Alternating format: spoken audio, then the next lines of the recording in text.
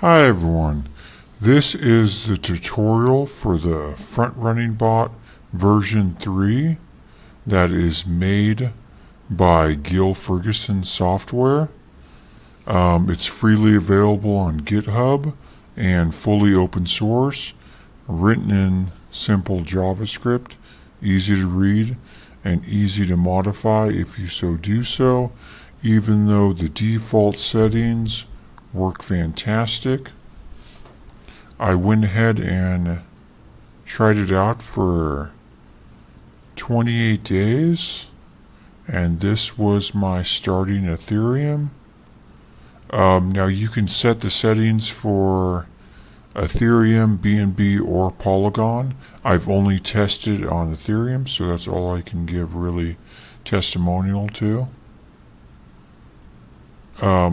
Now, when you go in the config settings, you set it for how much you want the program to utilize. This is how much I started off in my wallet that I gave it, but I only had it utilize 0.5 Ethereum. Now, after 28 days running 24/7 in my web browser,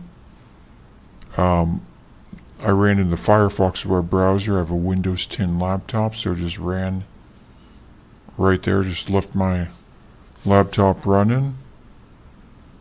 This was the ending Ethereum after the 28 days. So it's been fantastic. If I wouldn't have ran the bot, of course I would have been just stuck with the 1.89 Ethereum. But now I have 23 Ethereum, so I definitely can tell this is 100% 10 stars. This is probably the only program out of all of them I reviewed on GitHub that actually made a significant amount of Ethereum. And I also, pretty much right after I started the bot, so what I can take from it, every 5 seconds it looks for a front run opportunity, and after I would say about 5 minutes or something, I found one right off the bat right here. So that's what it kind of looks like. If everything's set up and running right, you'll have no errors. Now, before I started off with, when I just tested, I had 0 balance in my wallet, and it popped up error, and it would tell you like, hey, you have 0 balance, or your max spend is more than what you have in your wallet. So it'll have an error feedback back here and tell you how to correct it if there is an error. Now I'm going to go in on how to configure it. So once you download and unzip the file, I just unzipped it right here on my desktop, so it's easy to find. You're going to have these files here.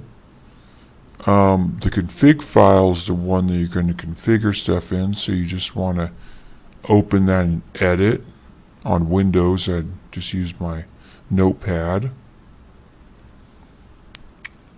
And from there, you're going to put in your public key and your private key to that public address. Now, if you have an address that doesn't give you the public key very easy, you can put in your wallet seed, like a hardware wallet. If you can't get your private key very easy, you can do that.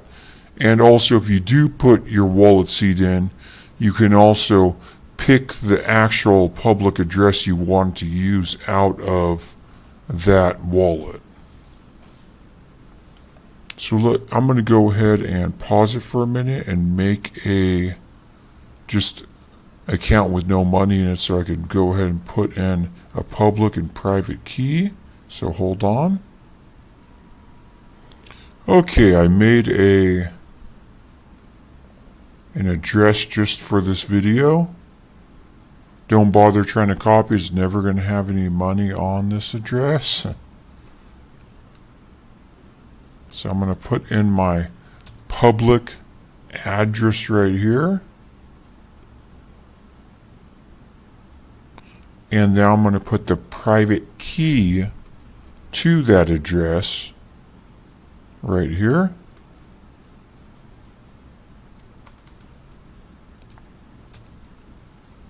Now when I ran the test for the 28 days, I ran on the Ethereum network. So that's 1. If you wanted BNB, you'd use 2. And 3 for Polygon. I've only fully tested it on Ethereum. So that's all I can really give testimony to. For the max spend, this is where I actually didn't change this. It's set on 0.5, and that's what I tested it for, was 0.5. So I'm going to go to save.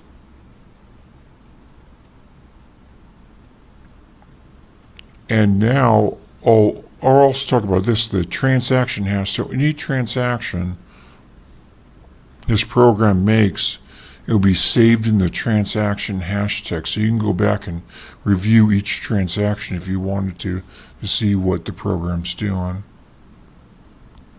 Now to run the program, you go to index.html, you right click, you go to open with, and I ran the test in Firefox, so that's where I'm going to run it in now.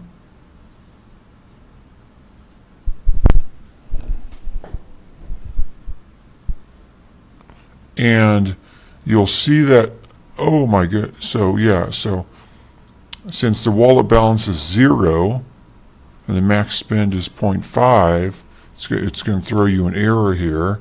And when it does throw you an error, you can go down here and go to error feedback, and it tells you wallet balance is less than max spend, which it is because the wallet balance is 0 and the max spend is 0.5.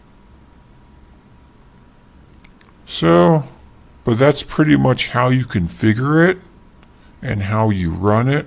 It's very simple and very straightforward. Please, if you liked my video, please subscribe for more videos, and please give me a thumbs up. Thank you for watching.